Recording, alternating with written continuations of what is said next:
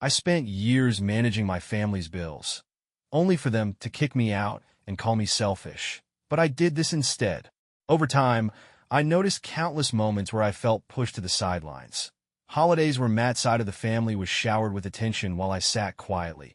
Birthdays where he got flashy gifts while I received practical things like socks or a coat. I convinced myself it didn't matter. Parents are just like that sometimes, I thought. Besides, I'd always prided myself on being independent. I didn't need the spotlight or accolades. But everything shifted when Matt married Brenda and their first son, Tyler, was born. Suddenly, Matt wasn't just the favorite anymore. He was elevated to the golden child, the one who gave them grandkids. My parents acted as if their lives were finally complete now that they could proudly wear the grandparents' badge. While I was genuinely happy for him, I couldn't ignore how invisible I felt within my own family. Still, I shrugged it off. Family is supposed to support each other, right? Or so I'd always told myself. Then at the end of last year, things spiraled. Matt lost his job as a manager at a small retail chain when the company started shutting down locations. His store was among the first to close. It sucked. I truly felt bad for him. Brenda called our parents in tears, worrying about how they'd survive on her part-time income from the bakery. Predictably, Matt wasn't exactly a saving-savvy guy. No surprise there, so losing his paycheck hit them hard. But instead of helping him come up with a plan to get back on his feet, my parents' brilliant solution was to invite him, Brenda, and their 2 kids to move in with them. On paper, it might seem reasonable. They had the space and families pulled together in tough times. The problem? That space they were so graciously offering was mine. It all went down on a Sunday night. I'd just gotten back from a grueling work trip, exhausted and desperate for nothing more than a hot shower and my own bed. But the moment I walked through the door, I knew something was off. My parents were seated at the kitchen table, Mom with her usual overly concerned expression, and Dad fiddling with his watch in silence. "Sarah, honey, we need to talk," Mom said, her voice laced with that faux sympathy she's mastered. I dropped my bag by the door and sat down, already bracing myself. She didn't waste any time. "You know how tough things have been for your brother since he lost his job. He has Brenda and the kids to worry about, and they really have nowhere else to go." My stomach sank. I knew exactly where this was going. "So, where are they going to stay?" I asked, though I already knew the answer. Mom's face lit up as though she'd rehearsed this moment. "The basement suite. It's perfect for them. It's separate from the main house, so they'll have privacy. Brenda and the kids will be comfortable there." I blinked, trying to process. "Wait, my basement suite? Where am I supposed to go?" Dad finally spoke, his voice subdued but firm. "We've set up the hobby room for you. It's cozy. Plenty of space." The hobby room? That glorified storage closet crammed with Mom's sewing machine, random bins of holiday decorations, and half-finished crafts? It wasn't even close to being a bedroom. "You've got to be kidding," I said, hoping this was some cruel joke. Mom's tone shifted, her defensiveness rising like clockwork. "It's only temporary, Sarah. Besides, this is our house, and we need to make decisions that benefit the family as a whole. You'll be fine in the hobby room." And there was their house. That classic line meant to shut me up. The conversation ended with me sitting there in stunned silence, while they patted themselves on the back for being so selfless and accommodating. There was no point in arguing. Matt and his family were moving in whether I liked it or not. My comfort didn't matter. That night, I packed up my belongings, clothes, toiletries, my laptop, and stared at the basement suite I'd called home for years. It wasn't perfect, but it was mine. My books lined the shelves, cozy blankets covered the couch, and my favorite scented candles made the space feel like me. And now, all of it was being stripped away without so much as a conversation. My parents didn't ask how I felt. They didn't care. By the next morning, I knew I couldn't stay. Not in the hobby room. Not in a house where I was nothing more than a supporting character in someone else's story.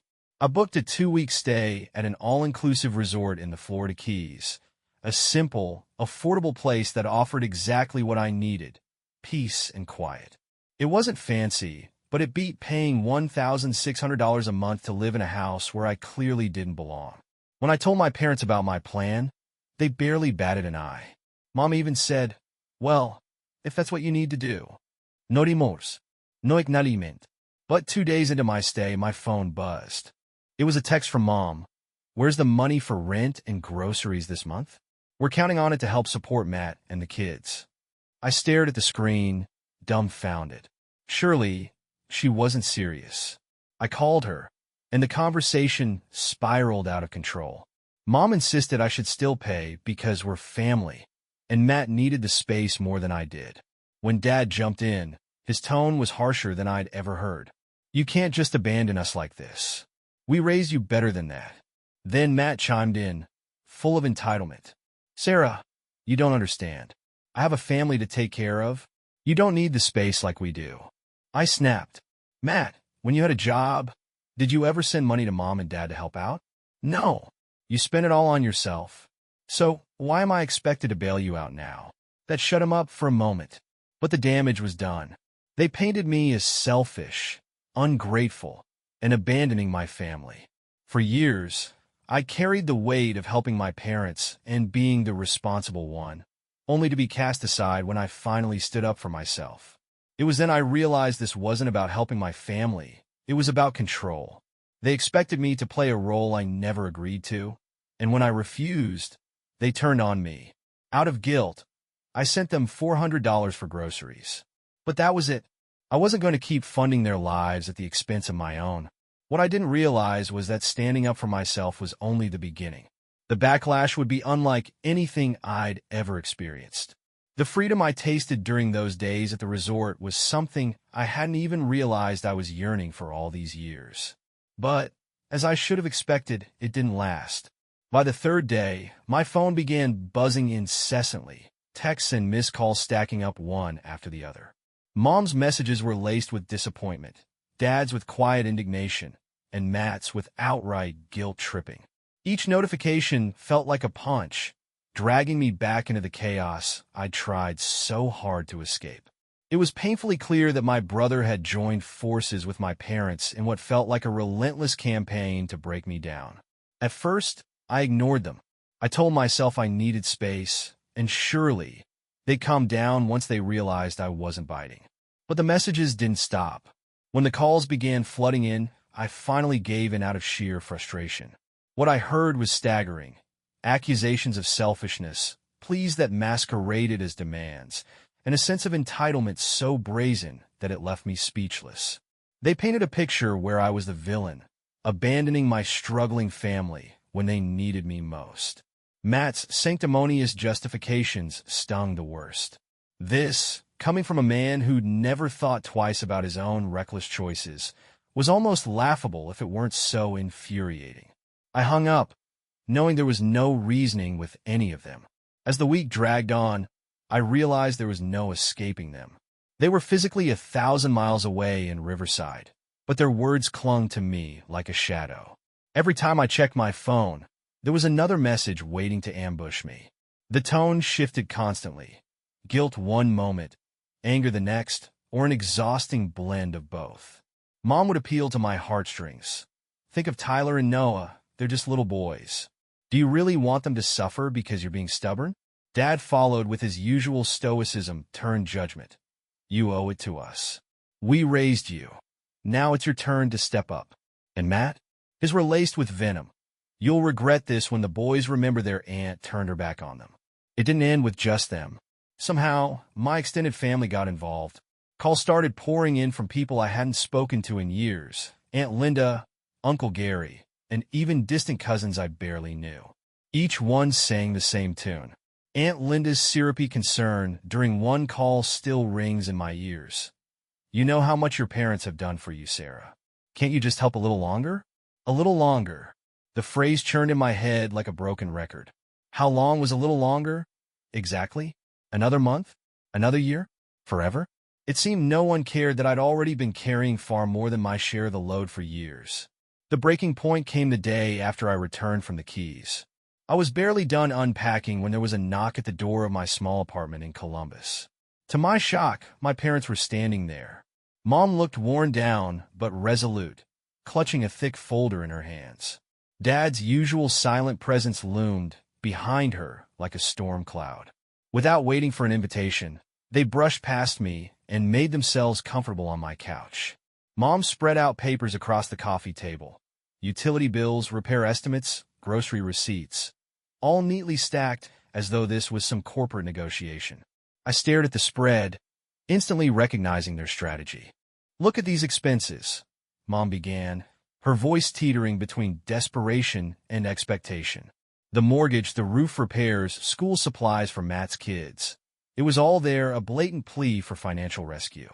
I stood frozen, stunned by their audacity. I no longer lived in that house. Why on earth should I pay for any of this? But Dad, as always, delivered his sharp-edged reasoning. Family sticks together when times are tough. You don't just walk away when things get hard. It wasn't a plea. It was a demand cloaked in guilt. My frustration boiled over. For years, they had made decisions for me, decisions that disregarded my feelings, my space, my autonomy. And now, they expected me to fund those very choices without so much as a conversation. It wasn't just entitlement. It was manipulation disguised as familial duty. When I firmly told them to leave, the shock on their faces was almost satisfying. Mom's tone softened in a last-ditch effort, her words dripping with manufactured sincerity. "Think of Tyler and Noah. They don't understand why their aunt isn't helping." But I had finally seen through the facade. This wasn't about the boys or the bills. It was about control. My refusal to play the part of the obedient, self-sacrificing daughter was threatening their carefully maintained family dynamic. After they left, I locked the door behind them and crumpled onto the couch, shaking with frustration and exhaustion. That night, as I lay awake, I saw my life for what it had become. For years, I'd quietly sacrificed my own financial freedom and peace of mind so my family could live comfortably. And the more I gave, the more they demanded. It was a cycle I had unknowingly fed, and now, breaking free felt like an uphill battle. The next morning, I made a choice. I would still help when I could, but on my terms, not theirs. I wouldn't pay for a house I no longer lived in, nor would I fund Matt's life or his kids' school supplies. And most importantly, I wouldn't feel guilty for protecting my own boundaries. I sent Mom one final text explaining my stance, brief but firm. Her response came within minutes, predictably laced with disappointment. "I can't believe you're doing this to us, Sarah. We're family." I didn't reply. For the first time in years, I felt like I was reclaiming control of my own life. But my relief was short-lived. Standing up to my family wasn't just a ripple in the water. It was a full-scale tsunami. And in true Evans family fashion, the next wave was on its way. A virtual family meeting where everyone with a phone and an opinion would get a front-row seat to my crucifixion. It began with an email from Mom. The subject line read, "Family meeting this Sunday at 3 p.m. The body of the email was just as direct.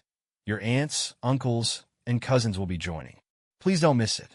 That please was laced with a passive-aggressive undertone, so sharp it could have cut glass. A whole family meeting. Seriously? They were actually gathering the entire extended family to stage an intervention, as if an ambush would somehow fix me. For a moment, I considered ignoring it entirely. Let them yell into the digital void without me, I thought. But I knew better. Skipping it would only feed their narrative. Sarah's avoiding us because she knows she's wrong. So, with a pit in my stomach, I begrudgingly set an alarm for 2:55 p.m. and prepared myself for the inevitable onslaught. When the screen loaded, there they all were, my parents, Matt, Aunt Linda, Uncle Gary, Cousin Rachel, and a smattering of other relatives I only ever saw during holiday dinners or the occasional wedding. Each face bore a tight-lipped, disapproving expression. It was clear I was walking into a firing squad. Mom opened the meeting with her usual dramatic flair. Her voice was coated in an artificial sweetness that masked her true intent. The words spilled out as though she were addressing a child who had strayed from the fold. Her tone dripped with condescension, framing this intervention as an act of love rather than a calculated effort to guilt me back into submission. What followed was an exhausting blur of accusations and guilt-ridden speeches. Aunt Linda leaned heavily on sentimentality. "We're all family here, Sarah. You can't just turn your back when people are struggling." Uncle Gary went for practicality. "Your parents have done everything for you. Now that it's your turn, you're acting like it's too much to ask. Family comes first. Cousin Rachel chimed in with her unsolicited moral guidance. I understand wanting independence, but cutting off your family isn't the answer. That's not how we were raised. And then there was Matt, who took his performance to a whole new level. Do you know how hard this is for Becky and me? The kids don't understand why their aunt suddenly doesn't care about them. Jason even asked me the other day why you don't want to see them anymore. That last part hit like a sucker punch. I adored my nephews, and Matt knew exactly how to wield that against me. His words weren't just manipulative. They were designed to make me feel like a monster. Finally, after what felt like hours, they paused long enough for me to speak. My hands were trembling as I unmuted myself, but I steadied my breath and began. I love this family. I started, my voice firm but measured. I've been helping for years, paying rent, covering groceries, doing whatever I could to keep things running. But this is too much. Mom's expression hardened, but I pressed on. I'm not living in the house anymore. You gave away my space without asking, and now you expect me to keep paying for it? That's not fair. I'm not abandoning anyone. I'm finally taking care of myself for once. The screen fell silent. Mom shook her head slightly, already preparing her rebuttal, but I wasn't finished. Turning to Matt Square, I continued. Matt, you're my brother, and I care about you. But you've never been responsible with money. When you had a job, did you send anything to help Mom and Dad? No. You spent it on yourself. Now that you're in trouble, suddenly I'm the bad guy for not bailing you out. Matt's face flushed, but he stayed quiet. Emboldened, I looked at the rest of them. And the rest of you? Where were you when I was keeping everything afloat? Not a word from anyone when I was paying $1,600 a month for a basement suite I barely used. But the second I set a boundary, I'm selfish. The silence was deafening. Aunt Linda looked scandalized, Uncle Gary frowned deeply, and Mom's face teetered on the edge of tears. Dad sat with his arms crossed, avoiding eye contact entirely. Finally, Mom broke the silence with a well-worn line. We just don't understand why you're acting like this. This isn't like you. And that was the final straw. This is me, I said sharply, my voice unwavering. I'm just not the doormat you've gotten used to. Without waiting for a response, I clicked leave meeting and shut my laptop with a satisfying snap. The fallout was immediate. Text flooded in within minutes. Mom, you didn't have to humiliate us like that. We were just trying to have a conversation. Matt, you've changed. I hope you're happy leaving your family behind. Aunt Linda, I can't believe how disrespectful you were to your parents. I ignored them all. I didn't owe anyone an explanation anymore. Not after everything. But even as I justified my actions to myself, a gnawing guilt began to creep in. Years of conditioning whispered that I was the problem, that I was abandoning my family. Growing up, I've been taught that family always came first, no matter what. Breaking free from that mindset was harder than I'd imagined. I'd always been the responsible one, the dependable daughter who kept her head down and avoided causing trouble.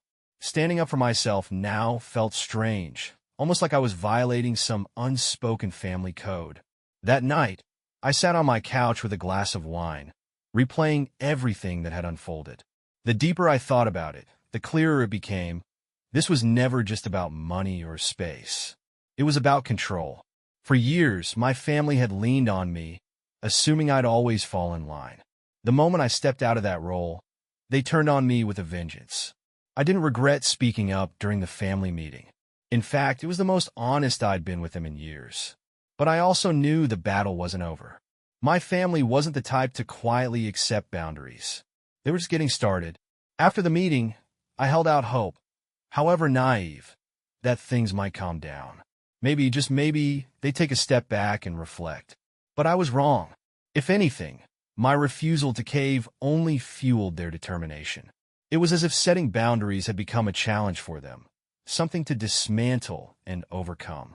The guilt trips grew sharper, the manipulation bolder, and the attempts to pull me back into their fold turned downright invasive. A few days later, I was wrapping up a client report when my coworker, Sam, poked his head into my office. Hey, Sarah, he said casually, some woman called reception asking for you. Said she was your mom. She left a message with Emily, but I think you should hear it. My stomach dropped. I followed him to reception, where Emily handed me a sticky note with a slightly puzzled expression. The note read, "This is Nancy Evans, Sarah's mother. We're going through a tough time, and I need to discuss some urgent family matters that might be affecting her focus at work. Please encourage her to step up. Thank you." I stared at the note, my face burning with humiliation.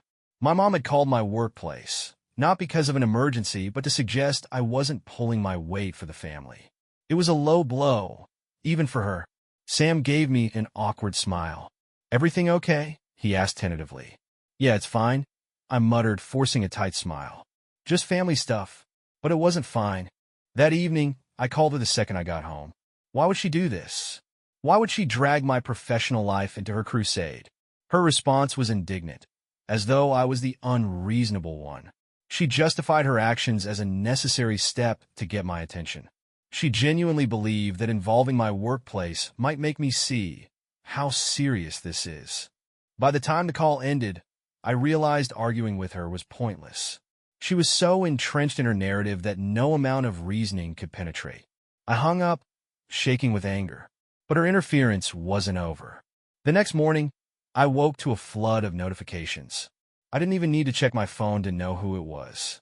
Sure enough, Matt had taken to Facebook. His post was just vague enough to stoke sympathy without giving away details.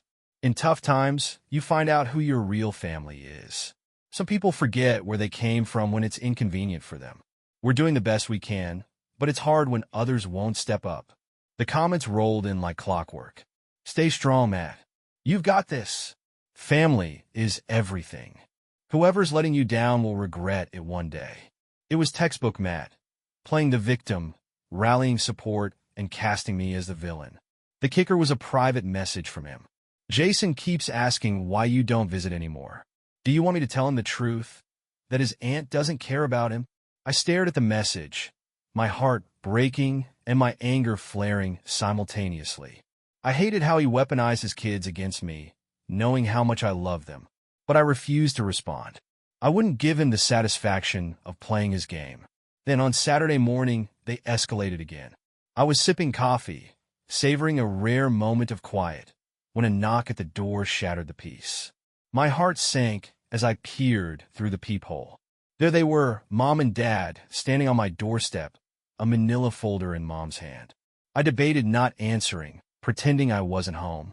But I knew they wouldn't leave. Taking a deep breath, I opened the door. Mom wasted no time, pushing past me into the living room, Dad trailing behind.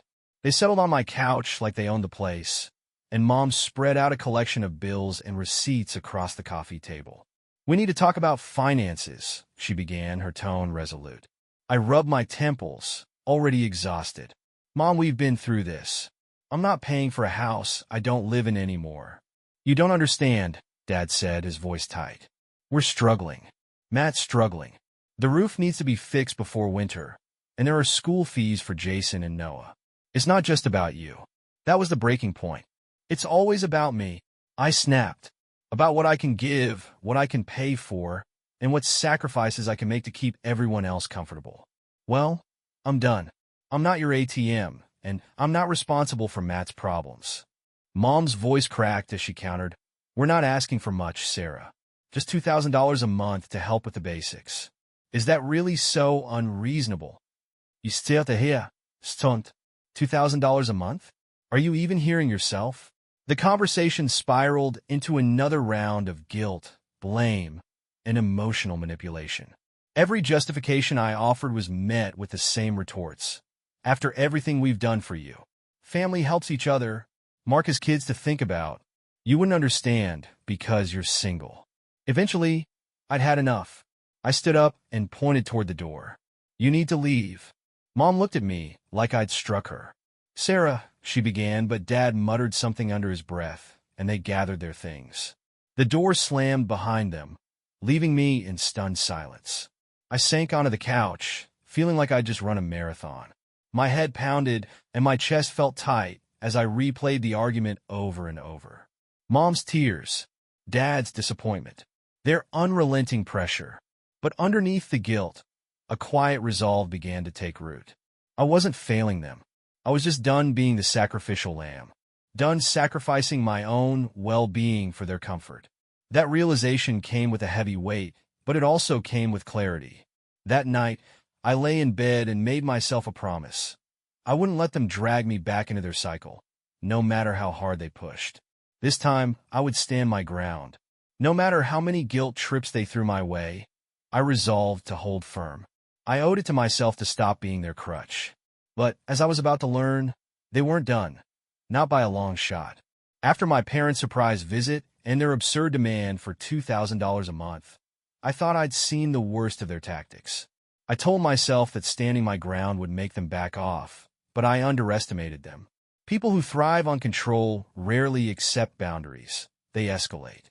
The following week was like living under siege. My parents wasted no time spreading their narrative, ensuring every relative within reach heard their version of events. I didn't realize how far it had gone until the calls and texts started pouring in from relatives I hadn't spoken to in years. Uncle Gary, always the self-proclaimed family mediator, was the first to reach out. His message was dripping with faux concern. Mom had called him in tears, heartbroken over my betrayal. He urged me to compromise, framing it as an issue of pride. I clenched my jaw reading his words. Was it pride to refuse to fund someone else's mortgage while I barely had room to breathe? Then came Rachel, my cousin who couldn't resist inserting herself into drama. Her text was curt and judgmental, accusing me of letting my brother and his kids suffer. The irony of being labeled heartless wasn't lost on me. These were the same people who had stood by silently while I'd shouldered the burden for years. Meanwhile, Mark was in full performance mode. His social media posts became more frequent and pointed. He painted himself as the struggling hero, valiantly trying to provide for his family while being abandoned by his selfish sister. Comments poured in from his friends and acquaintances, showering him with sympathy. It was humiliating, especially when Rachel screenshot one of his posts and shared it in our cousin's group chat with a not-so-subtle jab. Mark knew exactly what he was doing. He didn't care about the truth. He cared about the narrative. But my mother wasn't content to leave the guilt-tripping to texts and whispers. She crossed another line, one I never saw coming. On Tuesday morning, I was in the middle of a conference call when my boss, Tom, knocked on my office door. His expression was uncomfortable as he asked to speak with me privately. I muted the call, already feeling a sense of dread. Tom explained that my mom had called the office again, leaving a message at reception about urgent family matters. My face flushed with embarrassment. Work had been the one place I'd kept separate from my family's chaos, and now she was dragging it into the mess. Tom tried to be understanding, but the damage was done. I sat at my desk afterward, staring blankly at my screen, humiliation and anger bubbling inside me. By the end of the week, I was emotionally drained. The constant calls, texts, and unsolicited advice from relatives left me feeling like I was drowning.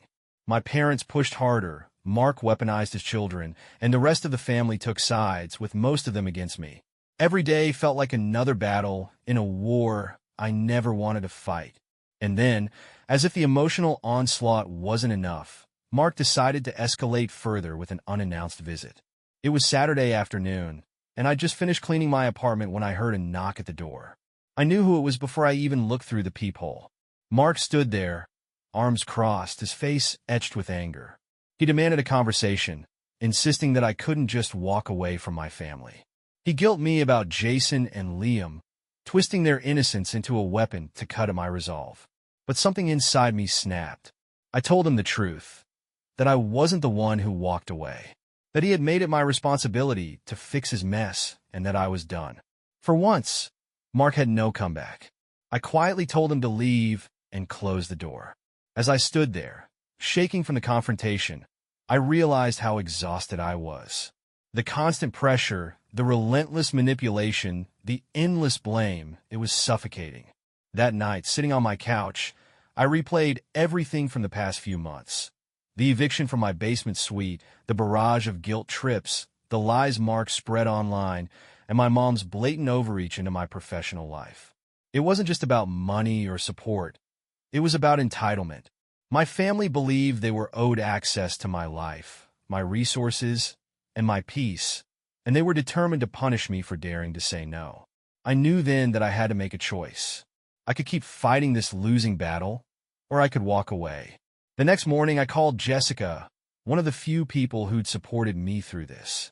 I told her I was leaving, moving out of state, somewhere far enough to start fresh, but close enough to feel like I wasn't running away. Within 2 weeks, I put my plan into motion. I applied for a transfer within my company and started searching for apartments in Charlotte, North Carolina, a city I'd always been curious about. It felt like the right balance, a fresh start without completely cutting ties. On the day I packed up my car and left Columbus, I didn't tell my parents or Mark. I left a simple note at the house. I love you, but I can't keep living this way. I hope you'll understand someday. Driving down the highway towards Charlotte, a mix of emotions churned in my chest. I grieved for the family I'd felt forced to leave behind. I burned with anger over the way they had treated me. But above all, I felt relief that for the first time in years I was prioritizing myself. The guilt still lingered, but as the miles stretched out behind me, I realized this wasn't an act of running away. It was an act of choosing myself. And for once, that was enough.